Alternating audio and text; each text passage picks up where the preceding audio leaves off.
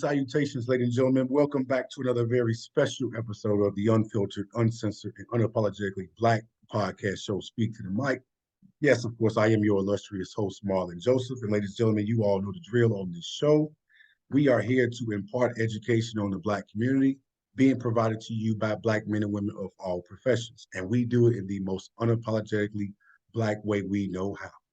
Joining me today, well, before I even get to my introduction on my guests, I want to make sure you all hit that like, share, subscribe button, man. Make sure you all do not miss this content that's being put out here and pumped out into all the different podcast platforms. You can find me on YouTube, find me on Spotify, Google Podcasts, Apple Podcasts, whatever podcast platform you can find this show on. Be sure to hit that like, share, and subscribe button to get just basically overall get your feel for all this information that's being dispersed to you.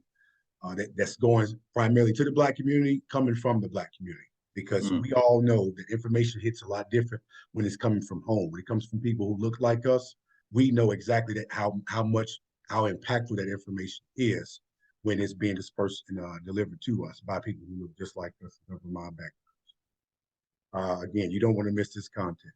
Joining me today is a very astute and very intelligent Black man that I had the pleasure to meet in person in Dallas, Texas this past October at the Black Men Summit, which was a very profound and informational summit with just consisted of a lot of intelligent Black men who are out to change the narrative overall about what the image of a Black man really is.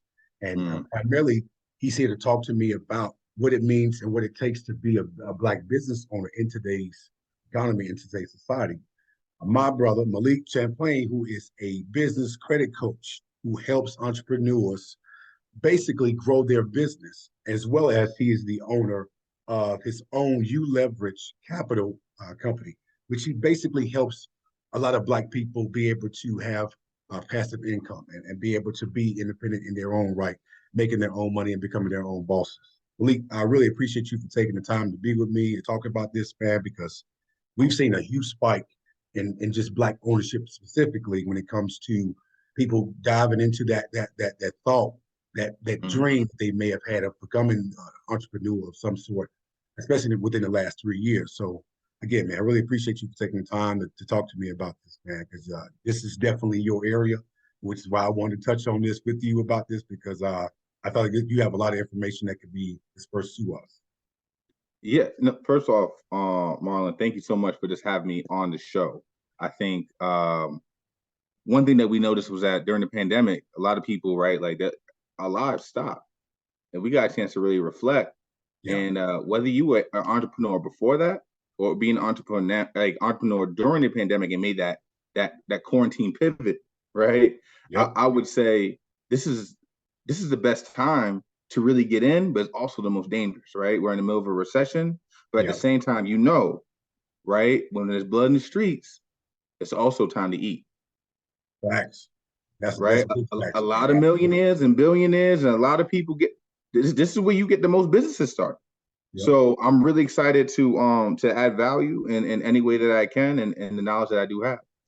Absolutely, man. I really do appreciate you for even touching on that, because like you said, this is a critical moment in time for our Black people who have the thought, or even just that interest, if you will, or have had that interest in the last 3 years to become an entrepreneur and be able to work for themselves. A lot of times we hear a lot of us saying they want to be their own bosses, but don't really know the ins and outs of what that means and what it will consist of them doing so, right? So I definitely want to start at the beginning of this and ask you a question about what that checklist looks like when it comes to those people, especially now in today's time. For you, as a business credit coach, what would be that checklist now in terms of someone actually having the idea of wanting to become a Black entrepreneur in today's economy? Yeah, I would say for all my brothers and sisters out there, just the number one thing is that how you build something is how strong it's going to stand. And what we want to do, we keep saying things like generational wealth, which is beautiful, right? However, in order to get to generational wealth, we have to first have sustainable wealth. And so that's what's going to get me to my first part. So this is a part that's not sexy. This is a part where you got to do the stuff that doesn't make you money. So then when you make money, you don't have those cracks in the foundation. So the first thing what I would say is really, we got to start with the very basics which is that you see me in the back. I got my Get Good with Money, my budgetista. You know, I got my sister right there. So with Tiffany, she's going to tell you about getting this. I'm being real, getting your budget right. Because if you can't save, right, when you're making $1,000 a week, what are you going to do when you're making $100,000 a month? Man. If you, right? My mama used to tell me, if you can't save 10 cents from a dollar, how you going to save 10,000 from 100,000?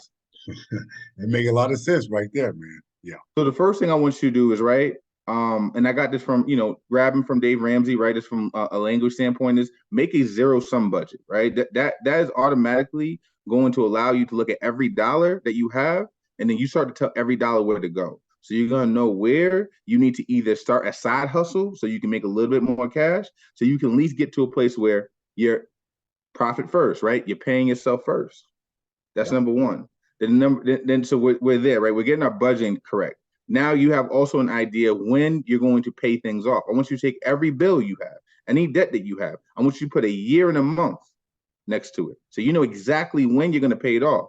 And when you pay something off, then you snowball that debt, right? These are the very basic things that I do when I'm going through and I'm teaching people. They come and they're like, oh, you're going to teach me how I get $100,000.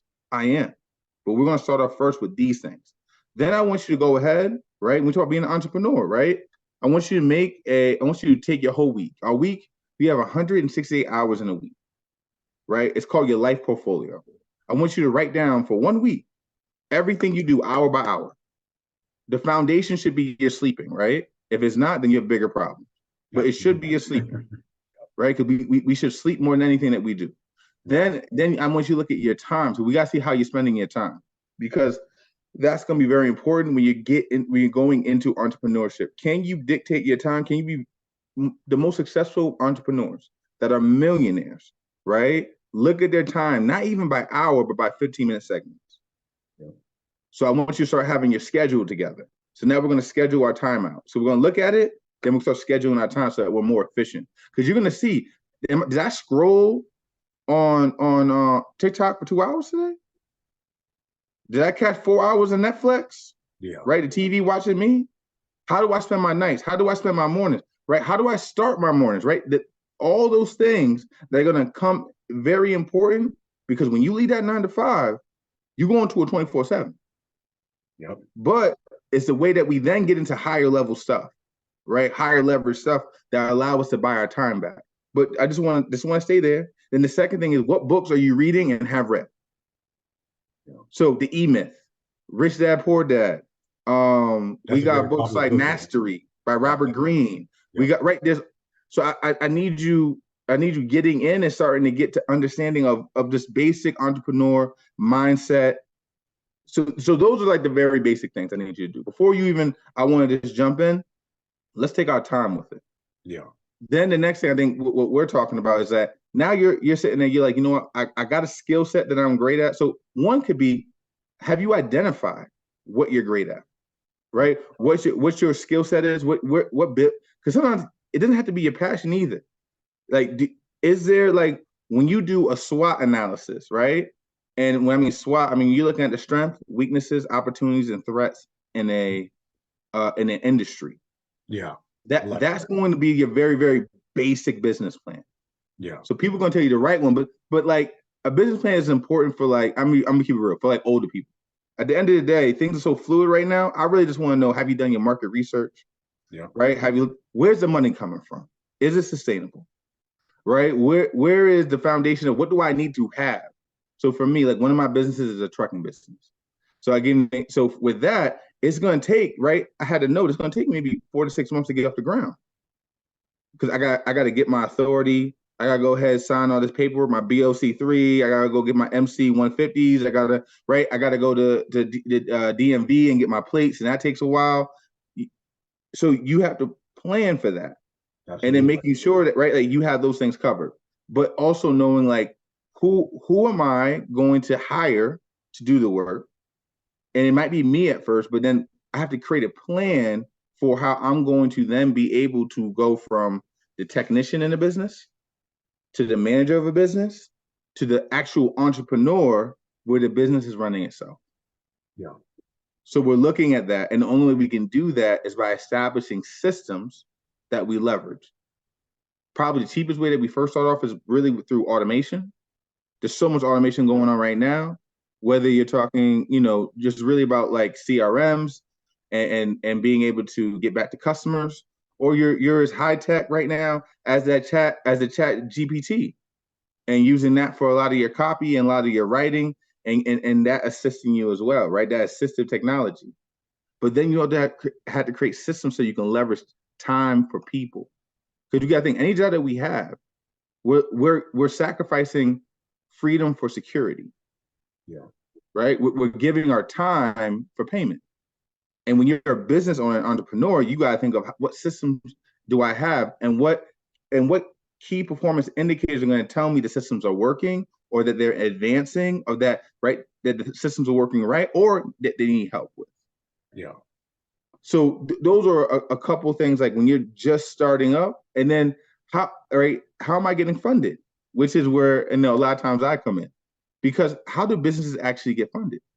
Yeah. Right. So most of us don't have right. Because we know Black people get less than 1% of venture capitalist funding. Wow.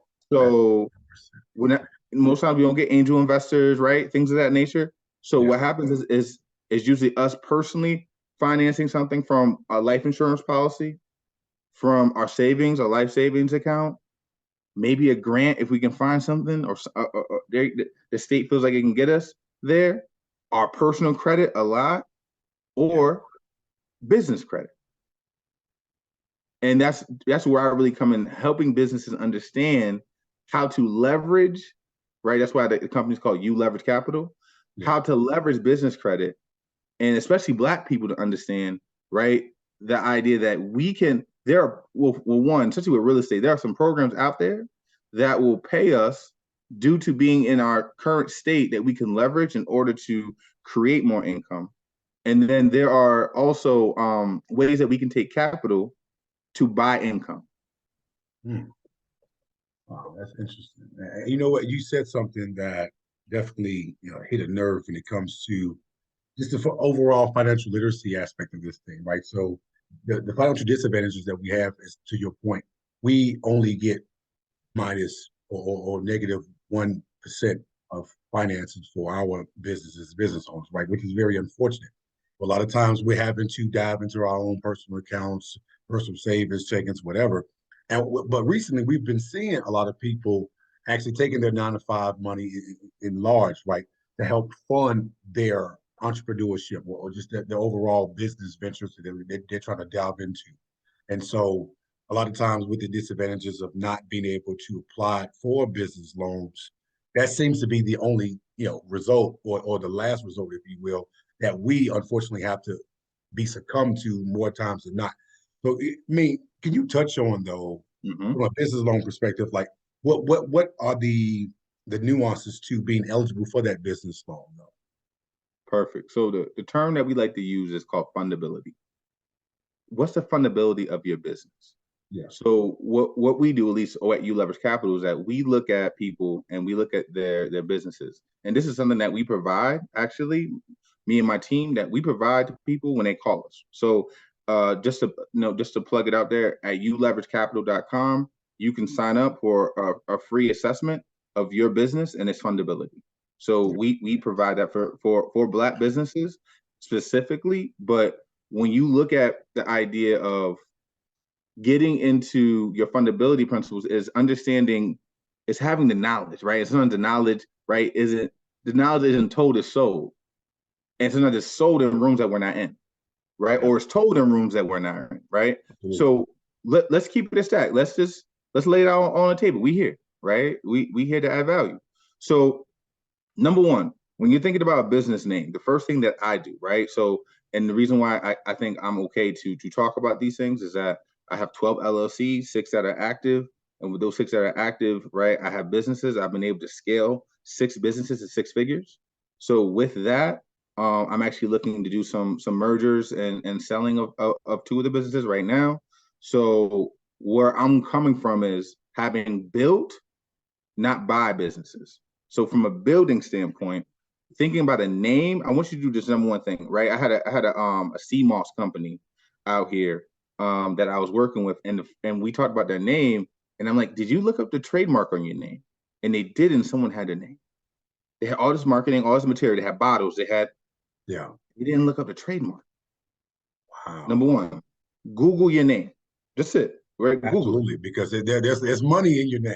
There's There's a money in lot your of money name. too, or it could potentially be a lot of money that's associated with it. Yeah. Right. Because I tell you this, I remember this was about 10 years ago. I was buying everybody in their mamas.coms, and a couple people had to come out and pay the bag Yeah, to get that absolutely. .com they wanted. It Yeah, was a and you know what's couple funny? hundred. Yeah, funny enough, we recently saw that in the NFL where there were a lot of names brought up for the Washington Commanders, and they had to be the Washington football team for a year because they couldn't figure out what name they're going to go with. And then some of the names that they were like that was being thrown out there as a possibility had already been trademarked. So it's like people bought those names and was like, "Hey, I'm putting a price tag on it. If you want it, you can have Yeah. it, but for this price though." And so Yeah. that's actually smart business though when you touch on that. Well, check it. Who is? No, I'm not Eagles fan, but they won last night. Yeah. And Jalen Hurts, right? He has the whole Hurt season. Yeah, I saw that. Yeah. Someone had that. Really? I didn't know that. So he was like, I need that. Yeah. Right. And that was a whole problem. But once again, right, if you have the capital, you can buy that. Yeah. Right. But on the other end, it's like it's so important that when you start building, that you think that like I'm not just starting a mom and pops thing. Right. You can't come with that mentality. Right. You know, I want you building and thinking. It's like I want you buying your shoes like a size too big, right? So you can grow into them, right? So when you think like, yo, I'm just starting off. We just got we just started our business, but I'm running $1 million company. When you have that mindset, you eventually get there, right? That idea of visualization, Absolutely. and that's why it's like you have to Google your name, then go on GoDaddy. It's gonna be simple. See if the website's available. Then you want to go ahead and you want to go to any social media outlet. See if someone has taken the handle. If they did, even sometimes you can play around with the handle. Well, okay, somebody did this. Well, you can put the word "the" in front of it. You can put some dots and some dashes, whatever you want, but you still can get pretty close. You might have an acronym or something, but now you know, so then you can kind of like have those things linked, right? Because that all goes into branding, and that all goes into people finding you, right? That you being searchable and findable is super important. Yeah. But also your business name, you also want to think about. I give an example. I have transportation in my trucking company's name. And if I could do it over again, I wouldn't do it. Right. But when I started, I didn't know that there are some high risk industries, right? Pawn shops. Yeah. Right. Real estate is seen as high risk. So, you know, I had a company recently, right? Took the guy's initials and just put holdings at the end. Right. Wait, Instead of, what you said about the transportation piece though, well, you say if you could do it again, you wouldn't do it. Why is that? Because it's considered high risk. So then what happens is that when you go for funding, it's not saying that necessarily they're going to deny you, but you might go for your first, go for a credit card that you're able to get 25,000, but instead they give you 15 or they give you $12,000 because banks are all about risk. It's not good or bad. Absolutely. It's about risk. Yeah. And their risk tolerance is very conservative. Yeah. So something like that, right, will help you. Going into your address. And here's something I want you thinking as well. Think about the name. Obviously, grab the name, grab the website, grab the address, right? A lot of us have virtual businesses. Yep. Right? Like to be honest, like right now, the podcast necessarily right now doesn't need a physical office. Absolutely. Yeah. Let's say you look, you running out the kitchen, the basement, whatever you're doing, right? Yeah. But what I don't want you doing when we're talking about addresses is that we're gonna keep it funky. I don't want you using your home address. Absolutely when you put it in for your business. One first thing is because of safety, right? You and your family. Because I own property and real estate, the biggest thing is that sometimes people sometimes people don't pay and they got to go. And sometimes people ain't happy. Yep. And that means they're gonna come up, but essentially come looking for you. Yep, absolutely. And so that's the unfortunate thing that you have to, be very mindful of. Yes, you want to think of those things, right? The second thing is that you want to make sure that when you're going to a bank, you fill out an application, don't put a PO box, an iPostal account, right? A UPS box. Think about this. Say I owed you $10,000 and you said, cool. You gonna pay me in 12 months and where can I find you? Yo, here's my P.O. box. Fool, you gonna look at me like I'm boo. You gonna be like, boo, am I boo the fool? Bro, you tripping, dog, right? Yeah, facts. Yeah. So the bank's saying the same thing, like, oh, you being shady. You ain't trying to give me your real address? Yeah. That's And pretty and much. since Yeah, the 80s, I they can see have a that being a list. risk. Yeah. They have a list of all the post offices. They already know. Red flag comes up. Because they're plugging this up into the system. So once again, that can get you denied or just reduced, where we trying to get you the most limits because we need it. So all right, so what can you do? That's the question. Yeah, I What was going can to you ask that. do? So a Is PO box is a no-no when it comes to, obviously trying to apply for a business. Okay. if you have a brick and mortar, cool. But if you don't, like a lot of us, I can tell you right now, two of my businesses, I have a Regis account. So it was regis.com. Another one, davinci.com. Those are virtual addresses, not offices, not a physical office, right? Those can go up to $300, $500. With the virtual address, what's good about that is that you can go ahead and get something for like $50 or $60 a month. You have a virtual address, and now you have a location where your mail goes to. Now, if you want like an extra $10, they'll mail it back to you, right? Or, usually there's one not too far from you. And so for me, I pick up my mail once a week. So I stop by, I see the ladies in the front, they give me my mail, and we good. I used to have an office there because I was doing some stuff before, but then the other good part is that, guess what? If you need like a co-workspace that's kind of open, almost like a Starbucks type feel, you got that because you have access to that. And then if you need to rent out, and it's cheap, like if you need to rent out like an office for 2 hours, you also have access to that. So like, I know sometimes when I have to do interviews, right? I'll pull up and just be like, hey, can I get this office? And then boom, and I'll bang out some interviews. Oh, that's And interesting. now So, we're good. man, so the virtual address thing, I'm not even that familiar with that. I mean, I think I've heard that term before, but man, that definitely strikes me as very intriguing to know more about. Like, how does that work necessarily? When you apply for a virtual address, Yep. does it like then like have you link it to your personal address so that way if you want to actually get that mail forward to you, does it work that way, or how does that actually work? That's interesting. No, so it's like, let's say where you live right now is your office, right? Where you're coming from right now, right? I'm Yeah. in my office, and now what I'm gonna do is I'm gonna let other people use my office to receive their mail, Okay. and then the mail's gonna come, and then if you either come pick it up, I'm gonna keep it in the storage back here, or I can mail it to you for extra fee. But what happens is your office though is in this industrial area, and it's a suite. So now when you apply for that underwriter, he goes, "Oh, it's 123 Main Street on Industrial Boulevard or whatever it is, and it's Suite 305." What is that? That's professional. Okay. I got you. That makes a So lot of sense. now you popping, right? But Yeah. you running something out your basement, out your garage. You just run through the laptop. But now that's a dope setup for you. Yeah. So that's what it starts to be for a lot of us who are working with, right, in this digital era. You don't have, right, like to go pay $500 for an office that you don't use. Absolutely. Yeah. So that's another one.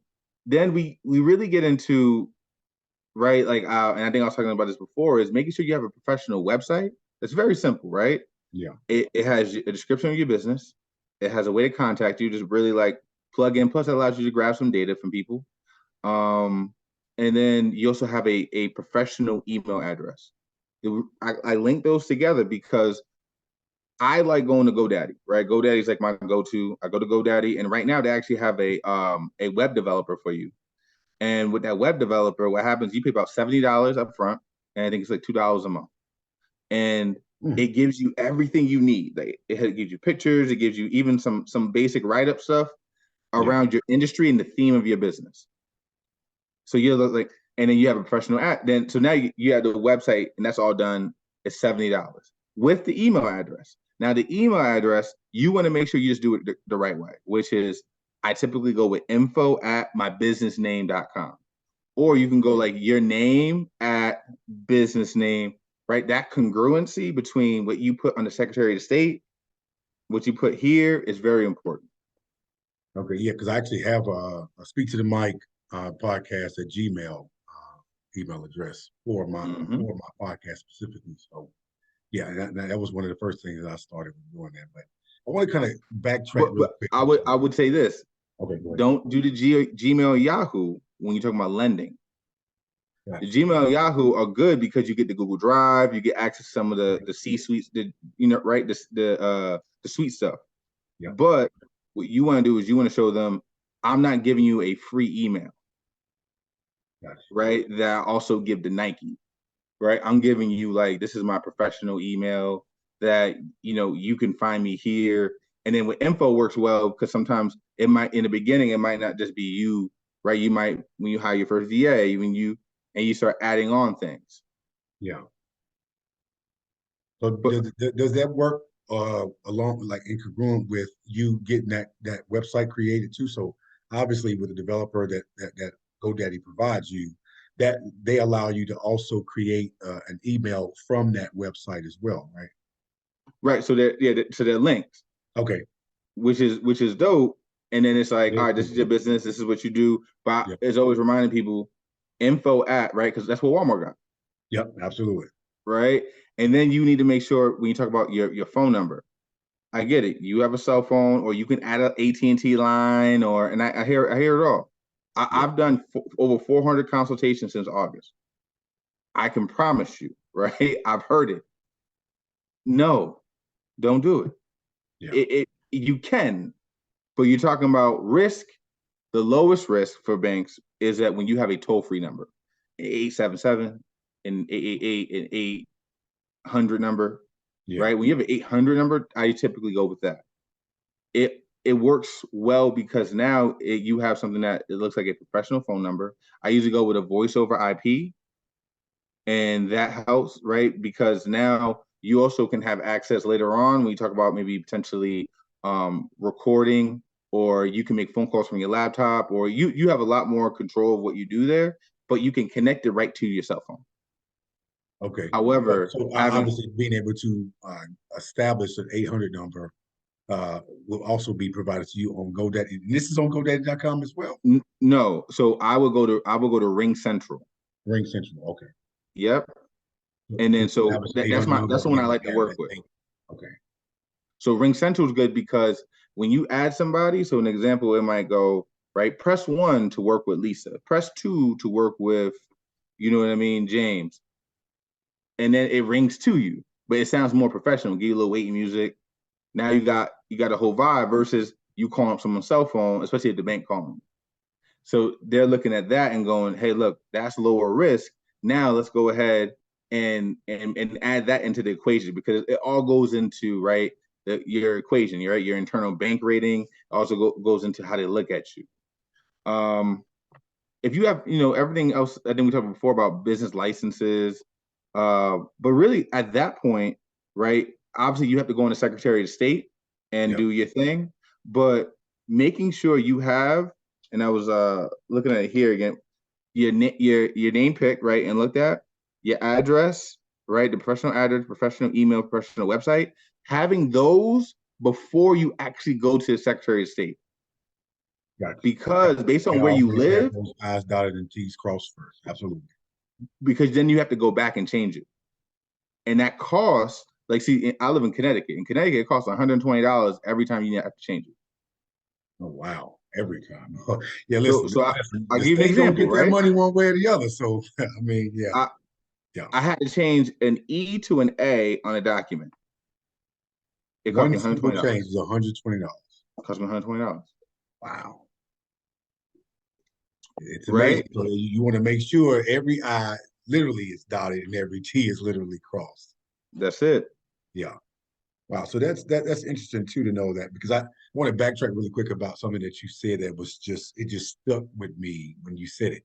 So you have 12 LLCs, and you talked about how starting off, it's best to, well, obviously if you have the capital, you can buy businesses, but when you're in the beginning stages of owning your own business, it's best to build the business first, and then kind of pretty much get it well established for X amount of years, and then obviously look to sell that business to a potential buyer who's looking to, really, take ownership of that and even go further than that. But then you get to set that price for that business. So the key in being a successful business owner is not to stay the owner of said business, right? It's to obviously start it, get it established, and then eventually sell it.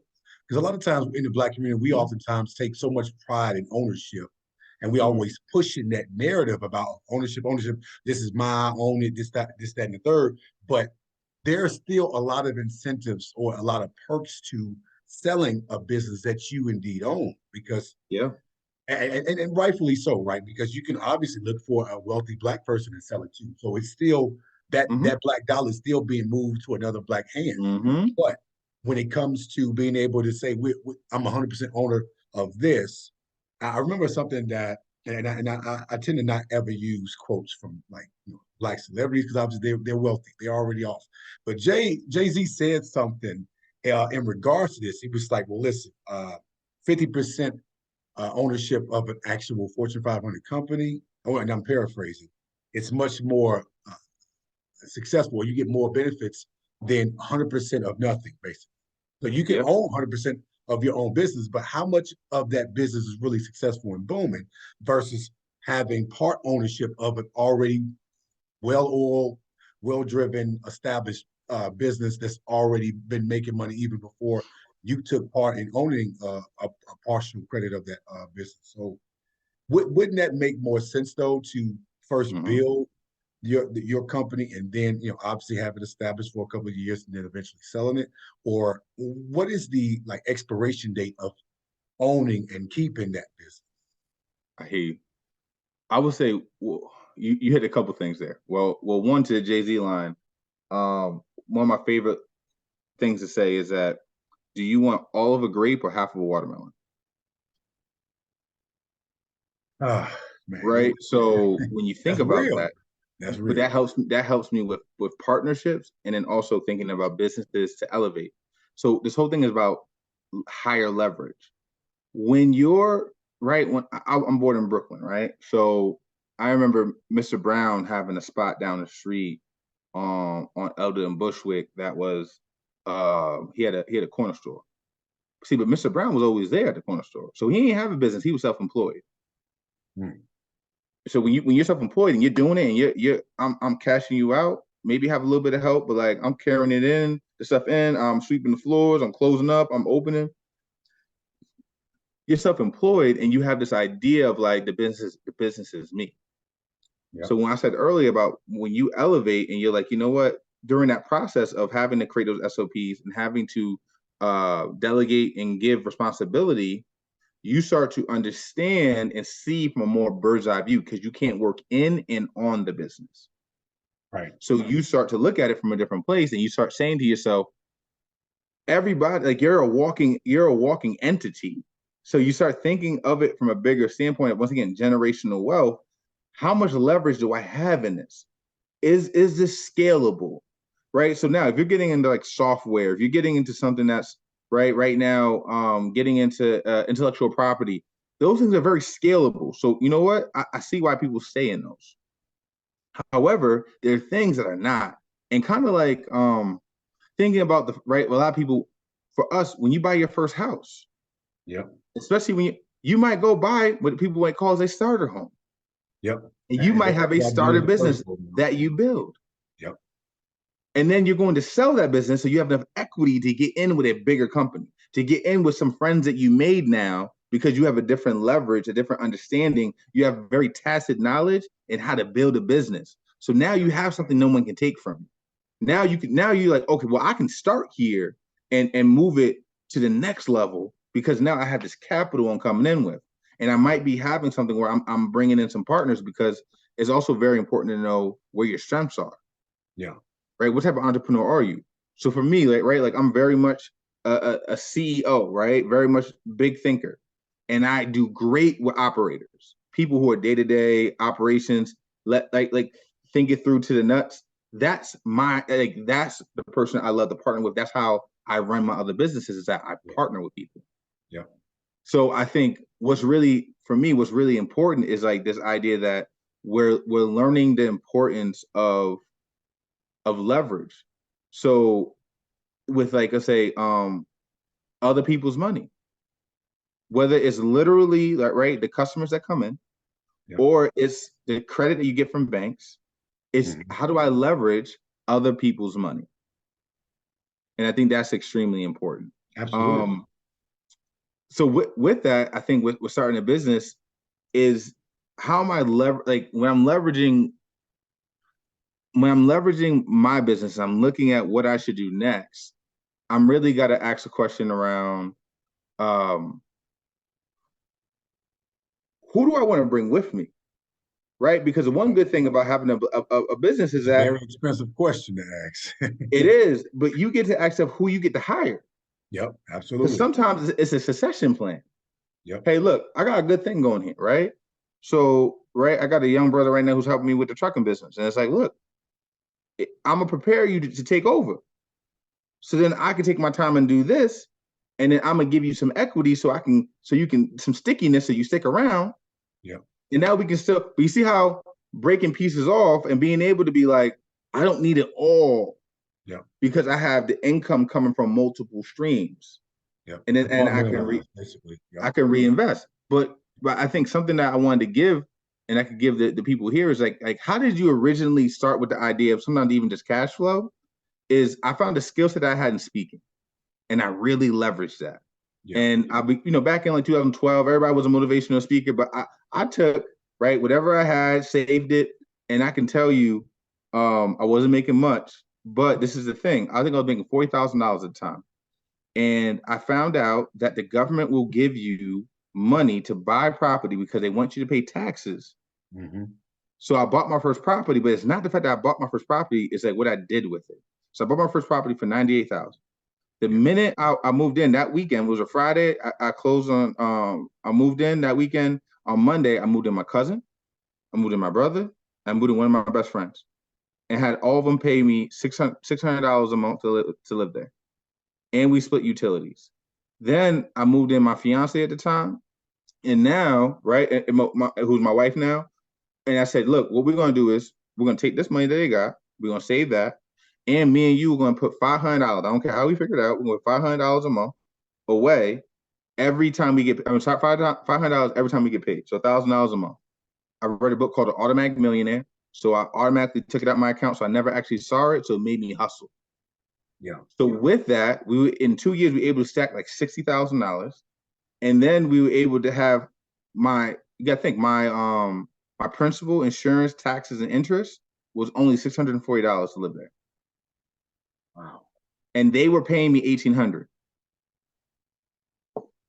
So I mean, you profit a lot more than you were paying out, obviously, eventually. So I didn't pay nothing out. I just put all of it, all what I would have paid.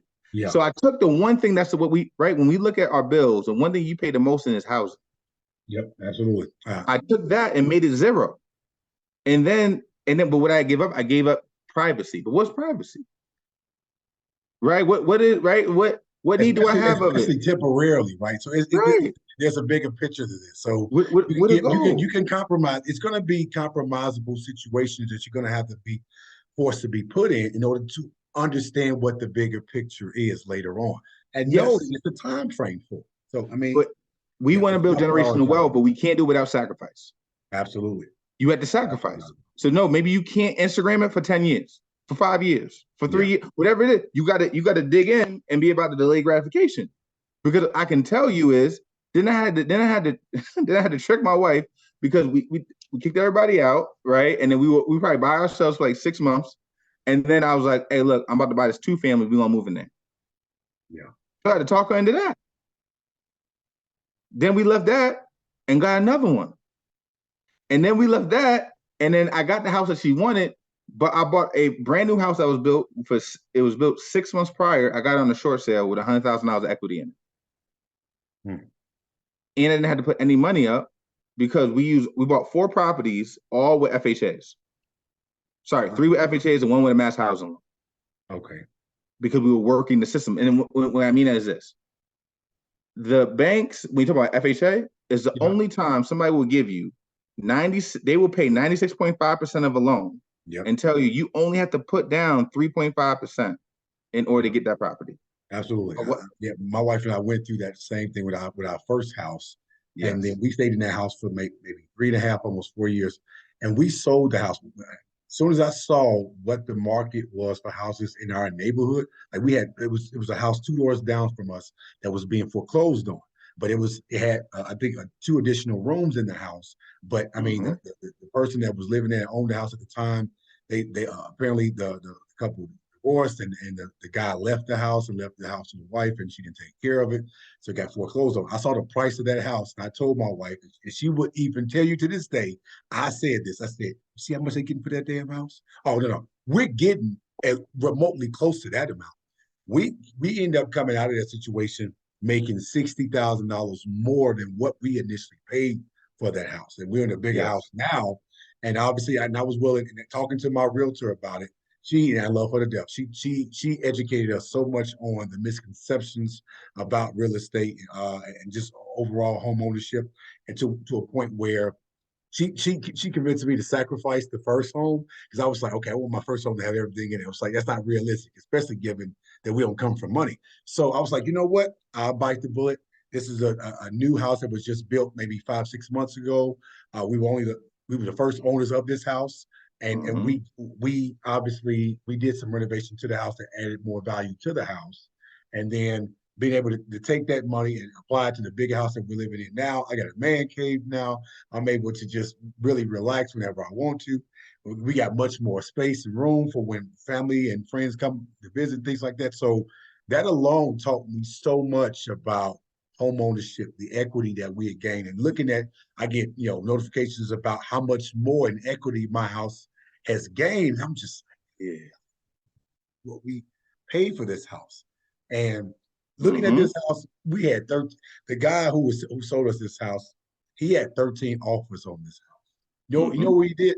The only reason why he went with our offer was because we were willing to let him stay additionally for 30 days for him to look for another house. Everybody else put an offer in on this house. They said, listen, we're looking to move in right away. We don't have time. So what we did was, when I talked to my realtor again, we made her adopt us as our aunt. We love her to death. Donna did so. She was phenomenal with us. We love her so much. She educated us on what this can consist of now. So now we told the guy, we will let you stay in this house that we then would officially own, but not living in, for an additional price per day that you're going to be in here. So he had to pay us $150 per day for every day he was still in the house, because at the time, my relatives lived across town. They let us stay with them for those times. And he was like, okay, fine, that's perfect. He was okay with cutting us a check in addition to giving us the house for the price that we had asked for it for. And we came out on top with still having money left over from the amount of money that we had gained from the previous house.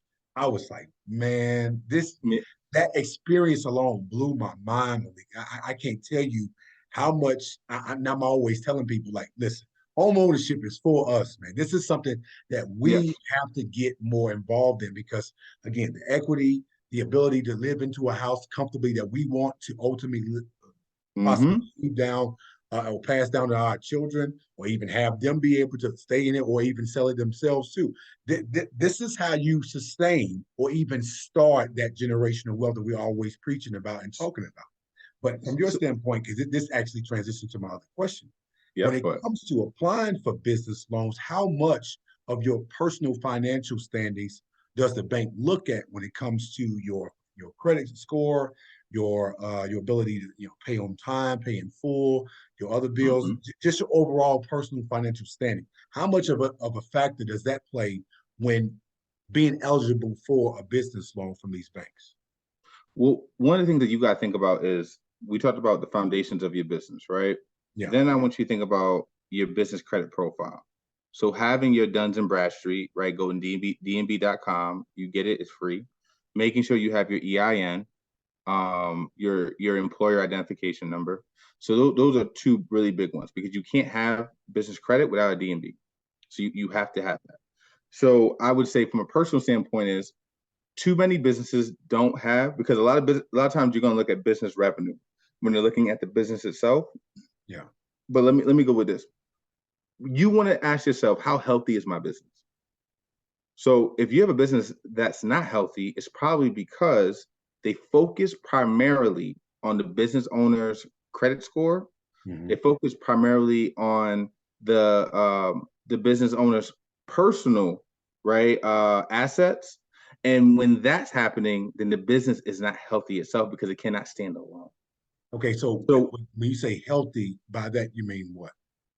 what I mean is, when a bank is looking at the business, when you sign up for an LLC, that's like an avatar, like that's like its own child, like that's your baby right there. And a business is going to start off as a baby, like a real baby who can't feed itself. So you have to feed it with you tend to feed it with your own business credit, with your own capital, with your own, right? Then you build up some business credit, you build up some capital, you get to a place where now the business is sustainable, then it starts to pay you back, right? Your kid goes to college, comes back, they 35, mom, dad want to send you on a vacation. You know what I mean? Like it's one of those things, right, that we look forward to. So it's the same thing with a business, is that how much is the business relying on the owner? Because the owner is the biggest weakness of the business. Yeah. Because we a lot of times focus the business on our weaknesses, but then it's relying on us versus building the business, right? So what I'm going into is that with business credit specifically, they're going to look at your personal credit and use that to personal guarantee loans, such as, let's say, a credit card. So when you go traditional banks and you're going to American Express, you're going to a Chase, you're going to a Bank of America, those traditional banks, they're going to go and say, well, a credit card is a no doc loan anyways. So they're not looking at your documentation of your business. Whenever they don't look at the documentation, you should always be asking yourself, where is this reporting? It doesn't report on your business credit because they don't need to. You put your social security number in. Yep. However, what we do is we teach people about building corporate credit, right? Jeff Bezos does not put in his social security number for Amazon. No, he don't. So what happens is you put in the business's EIN number, and that EIN number and that Duns and Bradstreet number, it builds it off the EIN. It builds it off what the business has done, the business's credit history, the business's utilization, the business's business revenue. So banks are going to lend off the 3 C's: cash, credit, or collateral, based on what the business has. Right. That's going to show you how healthy your business is.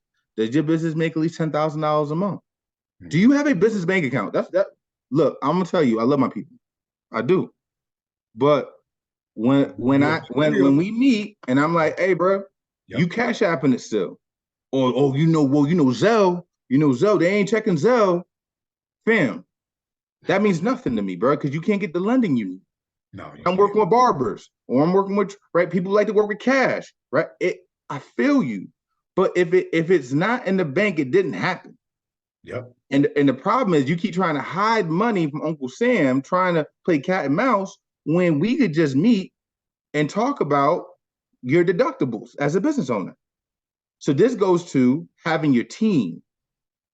You have to have a team. The 2 most important people when you have a business are your CPA and your attorney, and having the right attorney. Absolutely. If you're in entertainment, you should not have a real estate attorney. Yeah. Right? Not having just like your uncle in it, right? Auntie, it's like, I'm just being real. No, that's real, man. We do, unfortunately for us, and again, I agree with you. I love us so much too, but we tend to cut too many corners. We do, and then we wonder why things hadn't progressed fully the way we want to, because we seem to be taking too many shortcuts in life, trying to cut out so many different middlemans here and there. And it's like, but if you really fully did your research, you'll understand why those places and people are needed in those positions in time, because it's going to help you flourish later on, rather than you sitting up here trying to just get instantaneous, money and success now. Like that, the now stuff is fine, but when you're later, it's being affected and impacted by that. That now ain't gonna mean much, because that now is gonna eventually become later. Right. So from a business revenue standpoint, like you were getting to, is that if you have, let's say, you could write off food and different things. Yeah. Put that on your credit card. but your bank account. But we should first off, if you have now, right, you started a business, you're making money, you have to understand using a credit card shows that you have financial literacy. Absolutely. Right? At first, is use it, and you should always use it like a debit card. Do I have this cash available? Because I'm just going to transfer it over to my American Express. But what I want you to do is that, right, and then also it gives you, right, support, because if someone hacks you, they hack in the credit card, not your bank account. But it also makes your bank account look clean when they're looking over it. They're going to look at your last 6 months when they do the business revenue funding. When they look to see, like, hey, what's your business actually making with the cash flow? What does that look like? Then they're gonna go to collateral, and then look like, what is the business, right? What type of equity is in the business? Where are the do you have like a location for equity? Do you have equipment equity? Do you have a 401k equity? Now you can get this personally, but from a business standpoint, does the business have those things? Yeah. And then lastly, the business credit, and there's tiers, because you got to build your business credit profile, and we can get into that if you like. And there's really 4 tiers of business credit and building your profile of how it looks. Because someone will come to me, and when you understand business credit, you'll understand the word paydex. Yeah. Paydex is the #1 way that you rate a business, right? And that's solely about how you pay your bills. Yeah. And the biggest thing to remember about paydex is early is on time is late. Listen, those are best practices that I've heard, more times than not. But I actually want to expound on something, because this made me think back on a company I used to work for, and I'm in the IT field. So I was a QA business analyst for this particular company called Capital, which is stationed out here in Atlanta. And so this business helps basically provide financial opportunity to small business owners and franchises.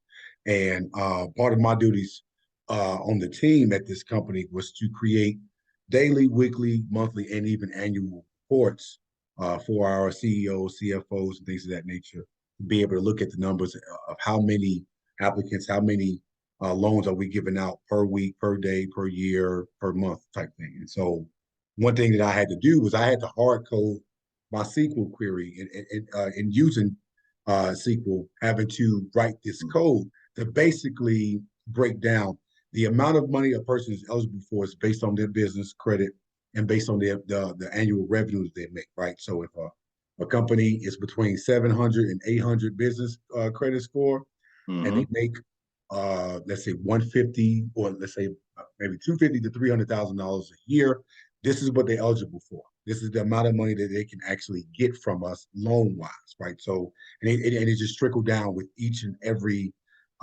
business credit score that had to work in parallel with the amount of money they made annually in terms of their revenue. So, and just thinking about some of the things that you kind of pinpoint at this particular topic, it made me realize that's exactly how the banks work, right? So, with the amount of money that you make as a business, as well as what your business credit score is, because you can make a lot of money, but if your business credit score doesn't align with the amount of money that you're making, the math ain't math, right? So it needs the math, and so that bank is going to look at that and say, you're making some money, but okay, help me understand. So now we need additional information. Why is your business credit score this low, or why is it not this high? So now the extra questions is you're going to have to provide extra answers and extra documentation as to why you're not where you need to be from a business credit score perspective. So, and that's usually when you get denied, right? Yeah. When you click for that credit card and you don't get that automatic approval. Yep.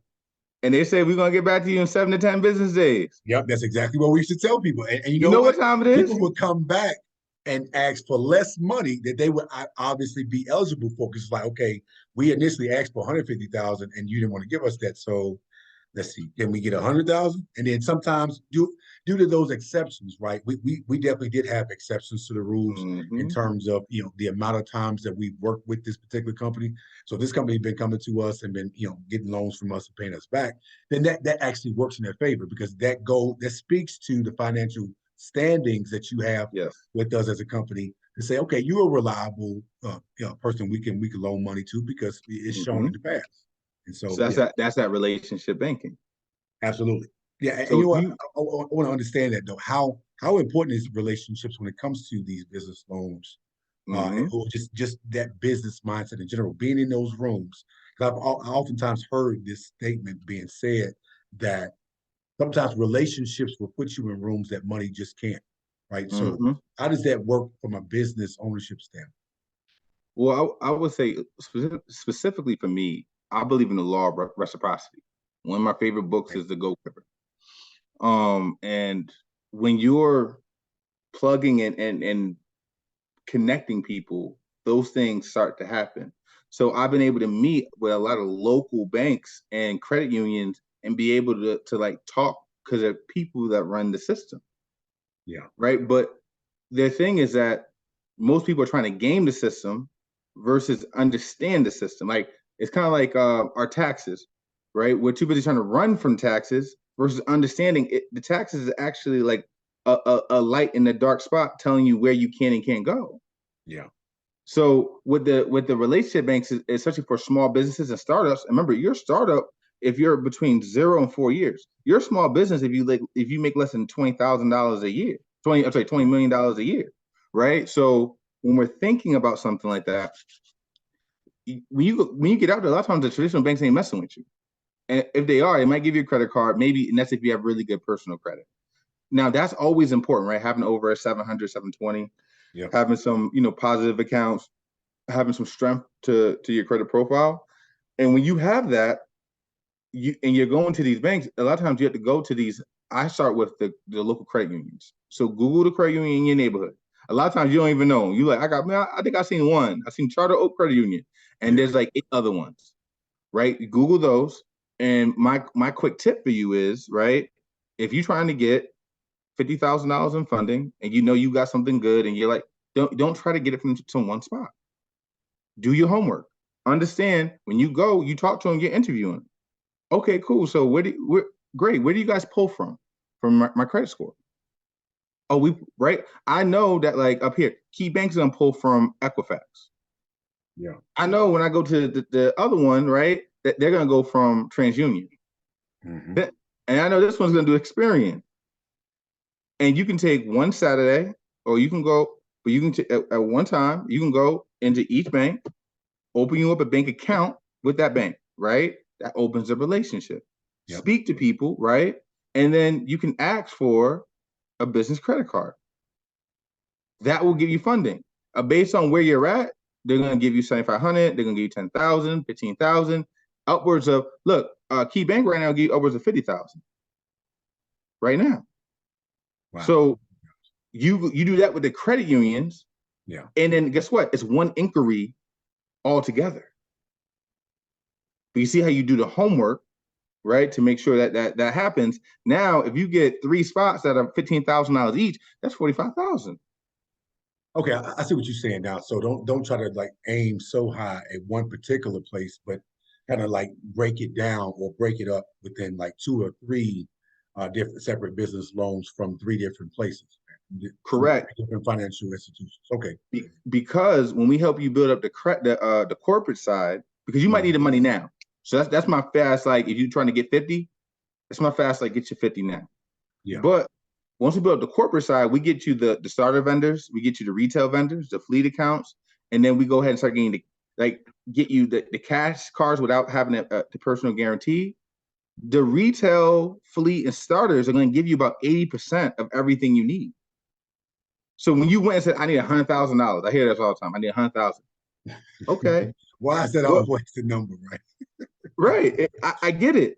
But when I hit them and I'm like, all right, let's get you these starter accounts with Quill, Uline, Granger, right? With some other creative CEO, with eCredible, boom. Now you need at least 5. You need them reporting on your business credit, right? Spend at least $50, $60, and those reporting 2 or 3 cycles. They call them reporting called experiences. And then now that's going to get your business credit started and jumping, because if the bureau knows, the agency knows, the credit agency knows that you're a business and you have not created business credit, bad credit is failing credit for them. I mean, no credit is failing credit. Yeah. So if you do not have it, yourself. Yeah. Correct. So now we get you established. Now we start raising up that paydex. Then we go ahead and get you to these fleet and retail cards. And with these things, in the beginning, you might go, all right, well, I'm doing some personal stuff and I'm adding some business. Now, based on your industry, hey, look, you're going over to Lowe's and Home Depot. You're going over here to Sam's Club. You're going over here to Office Depot. You're going over here to Staples. You're going over here to the Flying Pilot J, right? You're going over to the 76. You're going over here to the Shell station. So now you're getting all these other reports that are coming in under your business credit. And you need at least another, right, 8 to 10 reporting things on your business credit to move up. And then now, right, your Apple card, your Amazon card, and those are all under your LLC name, all EIN. Most of the stuff that you need, you can buy with that. And then it reduces your need to go ahead and have a ton of money. And then, but now when you go and you go for those auto loans, so like I own I have 5 vehicles under my LLC that are auto vehicles that we rent on Turo out there actually in Atlanta, right? Like, so that's something that we do. Then I think about the trucks that I have under my LLC, right? Those are my commercial vehicles that I have that are, so you look at those things and now getting them under your LLC is so important, especially without having a personal guarantee, all of them, because you look at it like this. You ask somebody, you have a cousin, auntie, uncle, you might co-sign for them for something. A lot of times we do. Yeah. But you ain't going to do it 5 or 6 times. No, absolutely not. Yeah, you're right about that. That's my honesty, right? You're not going to do it 5 or 6 times. Yeah. Especially given the fact that they didn't even give you any inclination that they are financially responsible, right? And for them to have a co-signer each and every one of these times. So I love that you said that. Is your business doing that for you? Financial responsibility, man, and just financial accountability. So that makes a world of sense, especially given that so many of us have so many dreams and aspirations of becoming business owners, but not understanding how to go about doing our researches and learning the nuances and ins and outs of what it all consists of. It's not just going to consist of idea or dream, but you need to be able to really flourish that dream or idea by delving into the day-to-day operations of what it's going to take to have a running successful business, right? So, which kind of leads me to my last question I want to ask you about, as it pertains to the current economy that we're faced with, the current economy we're living in right now, with inflation and obviously what did the administration call it? I think they call it a mild recession. I don't know what the hell that means, but I know it ain't good to have a recession. But needless to say, we're in a recession. What are some of the advantages or disadvantages of being an entrepreneur at this point in time in the economy with so much that we're faced with? Just overall, your perspective as a business credit coach, what are those advantages and disadvantages of living in today's inflation and recession? Yeah, I think from business credit standpoint is everybody listening right now, you have to get as much business credit, as much credit as you can possible, and be utilizing that credit. If you have available credit that you're not using, they're going to start taking it back. Why? Because we're in a mild recession, as you said. They're going to take it back because rather than creating more credit or more capital, they'll just take it. They'll take 10,000 from that 20,000 you're not using. Yeah. And then give it to somebody else. Yep. Right. So so I have people reporting to me already. They're starting to see their credit card, their limit go down. Right. So that's one. But the other thing is that using other people's money. Yeah. So stack up your cash, but use OPM. Right. So when you're talking about being to have operational costs, right? When you're talking about the idea that there's certain things now that are going to continue to go up that you can store, that you can buy up now, and then be able to sell for a higher margin later. Because as inflation rises, right, that's what's going to help you, right, throughout the process. As well as this is when a lot of people start selling their businesses. So remember I told you, I'm looking to sell some businesses. Yeah. Because I'm looking to buy some higher leverage businesses. And I think that's extremely big. Another thing is that if you here's another thing. If you're an entrepreneur right now, is that you don't necessarily have to start from scratch, right? One is I told you about buying a business that's already, they already got clientele, they already have things going, and most business owners don't have a succession plan. So they're 65, 70 years old, 80 years old, and they're going to sell you their portfolio or their business, right? Not necessarily pennies on a dollar, but at 10, 20, 30, 40% off what they could typically get. Yeah. Especially right now when people get afraid, right? But you also got to be very cautious about the market, right? Where you're at.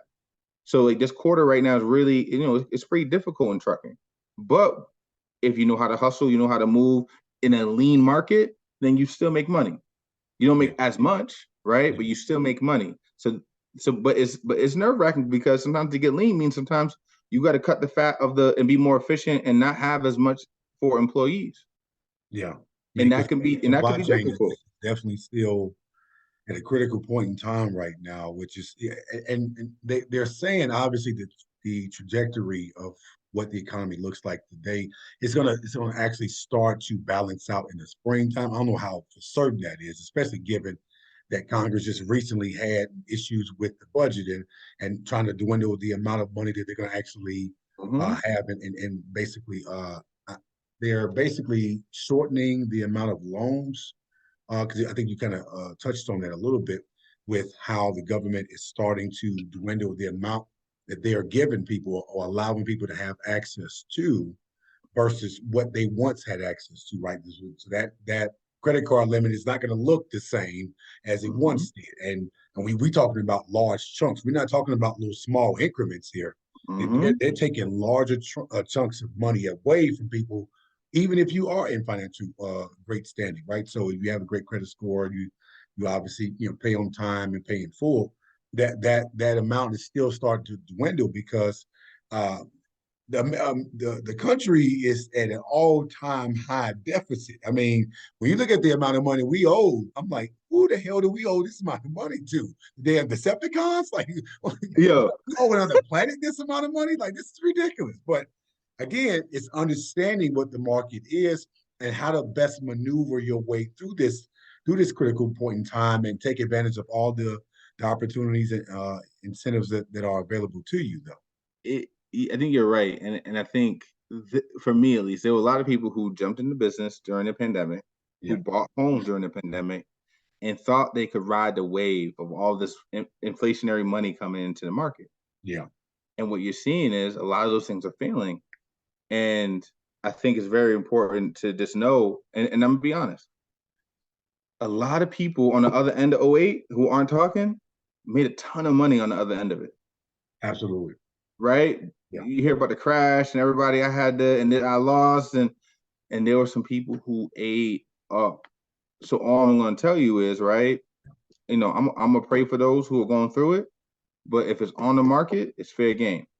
And your thing is to get access to that. So like even right now, I'm looking to buy a guy's portfolio right now. He has two families and a 3-family. So I'm about to grab that, and it's only because the person who owned it passed away, gave it to his nephew. His nephew is like, and I know the property manager. Property manager's like, hey, but this goes back to right when I say never sell grandma's house. So that house I bought 10 years ago, 11 years ago, I kept it. I didn't sell it. I kept it, and I rented it. I refinanced it last year I bought it for 98.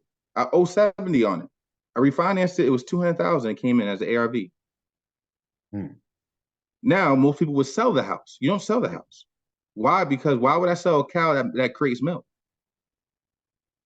That makes a lot of sense, man. Especially, I wouldn't. To your point, my wife and I were very much so fortunate and blessed to reap the benefits of this critical moment in time with, we're now on the tail end of it where the interest rates are starting to balance out when it comes to purchasing homes. But at the peak of it, like the interest rates were so low, we didn't have no choice but to take advantage of that, right? And we were able to, pounce on the opportunity. We got a 5-bedroom house, 4 bathrooms for much less than what it would have been had it not been for this whole shutdown and COVID and things like that. So being able to take advantage of that, we definitely reap the benefit of that. And now we're seeing how much more in equity our house has obviously gained in the almost 2 years we've been living in it, and it's ridiculous though. But that's and you remember a great point. But what I want to get to was that when the house appraised at $200K, you can do a HELOC, which gives you 70% of the income. So what I did was I went from Webster Bank to then Rocket Mortgage was really I think it was I refinanced it into I did a HELOC and I just pulled the money out, right? Okay. Sorry, it's a different property. I pulled the money out. So if I owe 70 and the bank is willing to then give me another 70, that hits my 140. I keep the property, right? I take the 70 right from that, and then now I get that tax free. You get the 70,000 tax free. Tax free. Didn't report it. Do not have to report it. Right? Yeah. So then now I get to take that money and I bought me another property, I bought me another 18-wheeler, and then I kept some cash. What I'm saying though is the property, the value of it, remember I told you I was paying, the property tax that went up, I did probably $700 a month I was paying at this time. And now I pay just under $1,000 a month. Yeah. For the same property. Right? So it went up like $250, $275. But then also rent has gone up. Yeah, rent has gone up exponentially. Yeah. What I'm saying though is that you seeing rent being more than most mortgages out here these days. I'm just like, wait, I'm not gonna. You're throwing money down the damn drain, paying that much for a unit when you're not getting nothing out of that except for a living space. That's it.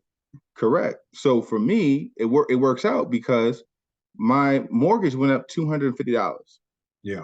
But I got $70,000 in their money in OPM, and then they're going to pay it down. I'm going to do it again in another 10, 12 years. Then I'm going to give it to my first daughter and to her, never sell it, do it again. And then the other part, it's going to be the same thing. Just never sell. He's going to keep making. Let them pay each and every day. Right. Because we have a renter society coming in. So it's okay. Let them rent, pay it down, refinance it, go ahead to make more money. Not spend it in Miami, make more money. Yeah. So when I say never sell grandma house, it's like this idea of why would I sell if I can just keep getting the milk and selling the milk? Yeah. I'm going to keep it, just keep. And it's like, look, we got a new boiler, new roof on it. I ain't going nowhere for 25, 30 years. Why would I? Right. And that's what I'm trying to say. For a year or 2-year contracts to people who want to, and as my mortgage increases, I increases on the rent. I increase the rent amount as the mortgage increase. So I'm making money anyway. And most of my people are like partially Section 8. So they don't really feel it. So that's government money that you're getting. So that the government's going to pay the vast majority of that amount, while they're going to only be left with a subtotal of that. Yeah, so if this person paying me $1,600, $1,700 to live there, they might come out of pocket $319. Right. So and then for me, that's guaranteed pay. Yep. Right. So I ain't had no problem during the pandemic, but at the same time, right, I'm also giving. When I interview people, it's like even you give somebody, when people know you gave them a shot, for me at least, and like they're good people, and you see like they have certain streams of income, it usually works out. Just from a standpoint of, I'm giving you this. Essentially, this house was a single family home, right? They're not in a predicament, and they might never be in a predicament where they can actually buy a house themselves. Yeah. But they get the feeling of like I own this. Yeah. Right. With some of the luxuries of like, oh yeah, the landlord's going to pay for the toilet. But it's fine for me because when I pull that money and I'm able to do what? Pull money to buy income. Yep. So the last bar I'll give you is this. With ULeverage Capital, one of the things that we do, if you don't want to go through that 4 steps of building your business credit, if you already got really good personal credit right now and you're like, look, I got some things that we can really take advantage of and I need money now, we got something called the credit hybrid program, right? Credit hybrid program. So with the credit hybrid program, what we do specifically is we then you do a personal guarantee under your LLC. So the business will go under your business, right? I mean, the money will go under your business. You will then go for a loan up to 5 different trade lines. So that means, right, you can do 3 to 5 usually what usually happens, but you can get upwards of $50, $100 to $150,000 of lending with us.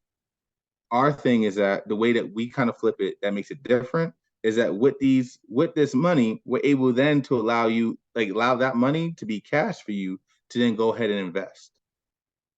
And we can get those cards at 0% interest for 6, 12, or 18 months. So I'll give you an example. The property that I'm looking to get, I just got approved for $104,000, right?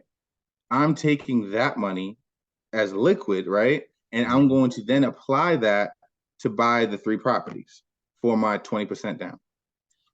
This is the 4th time we've done this. We're going to take now that money, right? It's 0% for 12 months. We're going to then take that money to buy the property. I got a bridge loan to do. It's called a BRRRR: buy, rehab, rent, refinance, repeat. Yeah. So we're going to buy it. And then my loan people, they do the short-term loan, the bridge loan, they're going to then give me money to get it rehab. My cousin and I'm going to rehab it. Now we're going to be able to have the ARV. This is where, to your point earlier, the market's a little funny on what the ARV might be, right? But you're an entrepreneur, you've got to assess your risk. We got to have such a good deal, it's worth it. So now we're going to refinance it. Refinance it after 6 months. We get the money back from a different bank.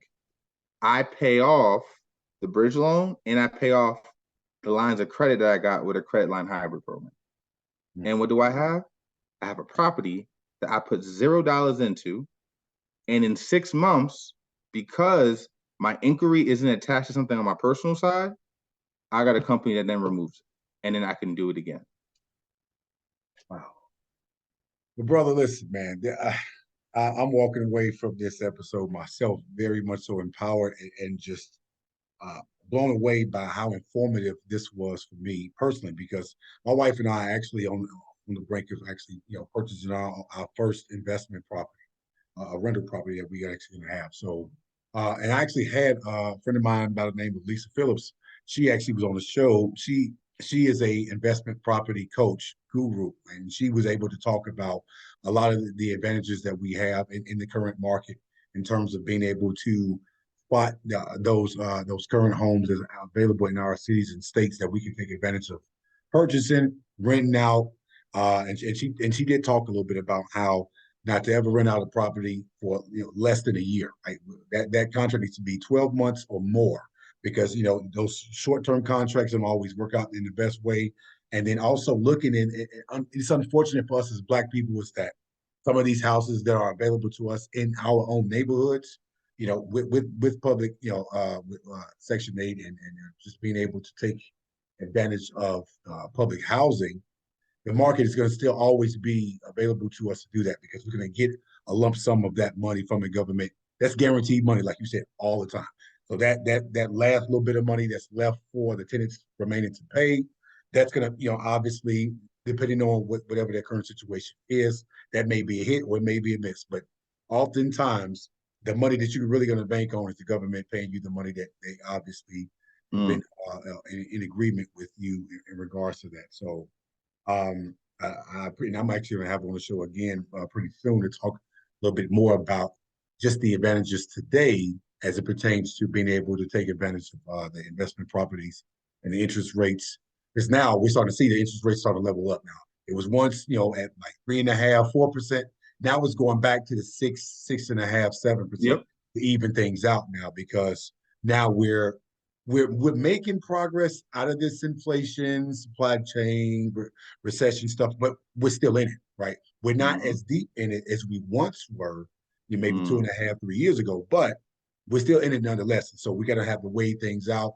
And so speaking even to my realtor about it, she was even telling me that the spring and summertime would be in the best times to possibly still be looking in that our first investment property in terms of being able to purchase that property for us to rent out, because we do definitely have dreams and aspirations of having multiple streams of income in that particular, in real estate, because real estate is going to always make money, especially you can always have renters out here. I mean, today's time, it's more buyers than sellers when it comes to home ownership in general.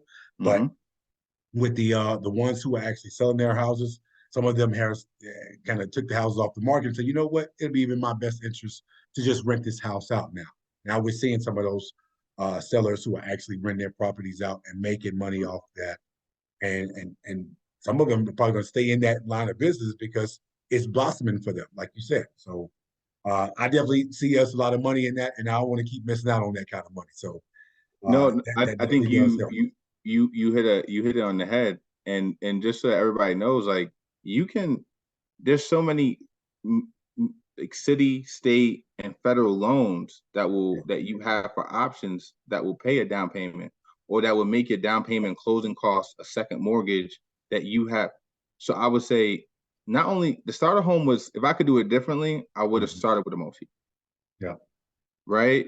I jumped into it after, but I would have started with the idea of, right, we talk about cooperative economics. We're sharing a furnace, we're sharing a roof, right? Like, and then I'm able to leverage that to then decrease my income. And that's why the budgeting comes in. And then we can take some of that to start these businesses, to help fund these businesses, to be able to be in a place, right? Because like I was able to buy $1 million worth of property and I paid 1,800, 2,100, 2,400, and Wow. 18,000 for the last one. But I used equity from the second one to pay for that. So that was the profit that you gained from your other property to be able to fund the soon to be properties, right? So you didn't even actually have to take money out of your own pocket to do that. And see, No.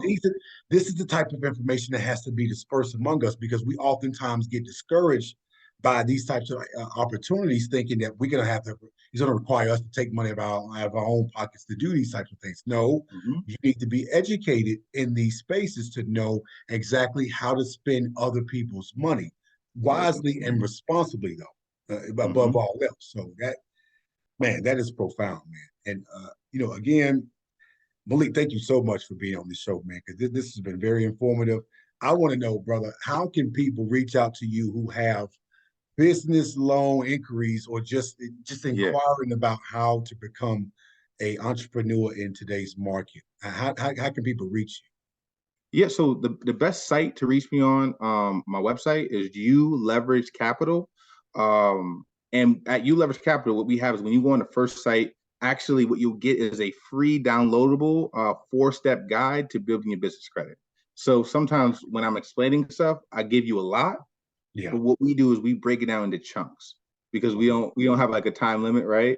So what we do is we like to give, right, more than we have to give more in providing services than we receive in payment. So that off rip is free, right? That's for anybody because we're always trying to help support. So if you have a Black owned business and you're looking to start your business credit, if you're in business, B2B, we love B2B because a lot of times we're working with cash, right, coming in, or our personal cash, our personal credit. Let's meet. As well as you'll see to the right, you'll see a way to get a consultation with me. Plug in your information, lock in on a consultation, and you have a free 15-minute assessment. I'll walk you through your Duns and Bradstreet, your experience. I'll tell you if you have one or don't have a score. If you have trade lines reporting, we'll walk you through the fundability steps. We'll do all of that with no catch, right? Because what we provide is that we buddy and we partner with business owners and entrepreneurs to help them understand more. And I would say also online, if you're looking for more free information, you can follow me on Instagram. That's the biggest social media that I really put a lot of effort into and giving content for people. Absolutely. So I want you to follow at Leverage with Malik. At Leverage with Malik. So with that, you're going to find content on how to make some money passively, obviously, but also really what are the foundational principles and also higher level principles of using business credit to build wealth, right? How do we use this credit to build wealth? What are the banks looking for? What are some updates that are coming down the line? What are some ways that you can take this money and start your own Toro business or Airbnb, or how could you take, some money and be able to build a healthy company, one that you can grow off of? So those things are very important. And lastly, we have a business credit builder program where we educate people in everything I said, and we don't let you just shoot in the dark. My team does it for you, right? I have a team of advisors that work Monday through Friday, 9 a.m. to 7 p.m. You can call them and they will pick up and their only job is to pick up for the people that work with ULeverage. We go through those fundability principles. We build you up in your tiers. And for anybody here, right, that's here with speak to the mic, what I'm gonna do is, and I'll write it down right now. Anybody here is gonna get 25% off. So if you're hearing this, wow, and you meet with me, right, you're gonna get 25% off just for being with my man and listening. You're gonna get 25% off. We have an online platform that walks you through each of the steps. And then as you go through, you have a weekly meeting with your advisor, and then you have Monday through Friday access to them. So we hold your hand through building your business credit. If you don't do it with us, it typically takes 2 years. If you do, it typically takes 6 months. And then we have 100 different lenders that we can get you funded with, traditional and non-traditional. Wow. So we get your business right. We build you up through the tiers. We're here for you to answer any questions that you have. So like I said, 25% off. I'll have it here. So all you gotta do is you put it in the comment section. You remind me when I talk, when somebody from my team, I'll make sure that they know, anybody who's listening and came from this podcast, 25% off. Yeah, and you know what, ladies and gentlemen, I'll make sure that I provide all this information in the description of this episode, as well as, you can find it on my podcast pages as well, on Instagram and on Facebook. So they will definitely get the chance to see all this information in the description of this episode as we're talking about this. And again, I'll make sure I provide your Instagram pages as well as your ULeverage Capital website for them to go to. So again, man, this has been profound and just powerful information to even be just witness to, right? So being able to actually learn all this, the fact that you guys are going to walk them through a 6-month process of this, right? So in life, especially in business, we understand in order to be a successful person or a successful business entity, you got to get carried before you crawl. You got to crawl before you walk. So the fact that you guys are providing this type of leverage and being able to, all pun intended, this type of leverage to be able to become a very blossoming and flourishing business owner, that speaks volumes to us, man, because we know the capital and the equity and just the overall success of business ownership is out there for us. And it's within our grasp. We got to be able to do the work and get to it, man, because there's money out there to be made, and we ain't got time to be missing out on all this damn money. No, we don't. And we've helped fund over $1 million for Black and brown businesses.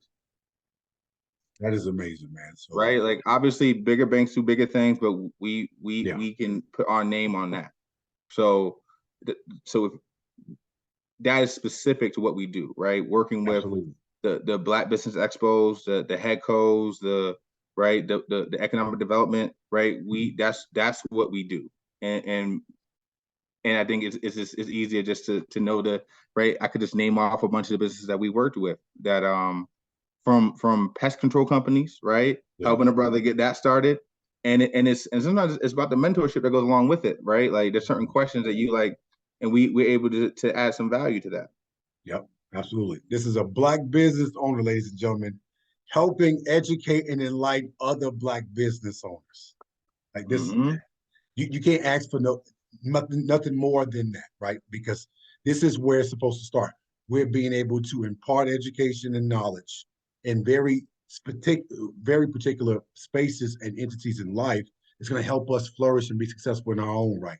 And we can be able to applicably make that something that we can disperse to other people around us to help them flourish in their own right as well. So again, Malik, man, I really appreciate you for taking the time. I'm gonna have you on the show again to talk about just expounding on the idea of being able to have a successful business by using your business credit score or using your business credit to be able to establish yourself in other areas that you want to eventually venture off to. There's so many. It's interesting, but there's so many different things that you can do. Yeah. That you can leverage. Like I think about like whether it's come out with a book, whether it doesn't matter. Like there's so many different ways that you have the funding. So I'd love to come back and talk more about that. I really appreciate that, man. I'll definitely get back with you on your schedule, and we will definitely soon circle back and talk about that in more details. And if I can give you your flowers, King, I appreciate this podcast so much and the intentionality behind it. Because when I listen to it and you start going into like we unapologetically Black, it's something that just vibrates in my spirit, that energy that I feel, where I just know that there's things that we do sometimes that make our ancestors proud. And Absolutely. I appreciate you giving individuals like myself a voice and knowledge to the people, because the media is so important how we learn. Absolutely, man. Especially given where we have so much access to information, right? What better way to gain us or give us access to information when it's coming from us, right? So to your point, I'm very intentional about that. I definitely took this platform, this opportunity to create this opportunity for us to speak in such a way that we're conveying this type of conversations with each other. And we're giving each other helpful advice and information that we can help use in our own everyday life. And I always tell people on this show, I'm not a politician, I'm not a journalist. What I am is a concerned Black man concerned about the direction that we're headed towards as Black people. And I want to do my part in being able to contribute in the most successful and positive way I know how. And that's being able to understand that I don't have all the answers, but I'm willing to listen to those who are in these spaces who look like us, who can really speak to in detail exactly what it is that we need to do and not do to be successful in these areas. That's all my intentions are with these platforms. I really appreciate you for even acknowledging that in that aspect, man, because that's all I'm trying to do is help us get to a better place. And then, of course, even help me personally in my own life as well, because I'm taking this information and trying to apply it in my everyday life as much as I can as well. So yeah, I just think it's just important that not just that it's seen, but like that we support each other and appreciate each other verbally. Because to so many other narratives, we see us doing the opposite. Yep. And you know what? The Black Summit that I met you in really conveyed that. And it really put a stamp on it, that very premise, right? We're actually out as Black men specifically trying to help each other grow in so many different areas that we can actually grow in together. Being monolithic in that way, that speaks more volumes than anything, because now that we have that brush in our hands, that we're not allowing society to paint us with a broad brush anymore. We're controlling that narrative and creating a narrative and showing you this is what Black men really are about. This is who we really are. This is what we really look like. We're not going to let you stem us or place these negative stereotypes that have so much negative connotation associated with it that now you don't even see the positives, because so many of our positives are being dismissed and being pushed off into the background to just highlight all this negative stuff that you're seeing about us. So we're done with allowing you to do that anymore from this point on. So again, man, I appreciate the stand that you're taking as a Black man who is in this space as a business owner, and being able to help others understand what their true powers are as they become entrepreneurs in their own right, man. Really appreciate that. No, I appreciate you, King. All right, man. Like I said, we'll circle back and again, I'll be checking in with you and seeing what your availabilities are at a later date. All right, no doubt. All right, take it easy, man. All right, bro.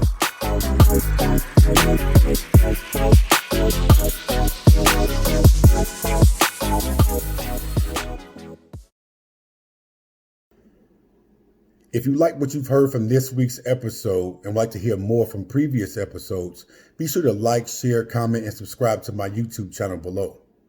You can also find me on social media platforms at Speak to the Mic _podcast show on Instagram and Speak to the Mic podcast show on Facebook. Be sure to also like, share, and subscribe to my Spotify page at Speak to the Mic podcast show. As I put out more thought-provoking content, your opinion and thoughts are needed and appreciated. I thank you all in advance for your support and look forward to hearing from you soon. For more information on how to establish your business credit as a business owner, check out Leverage with Malik on Instagram.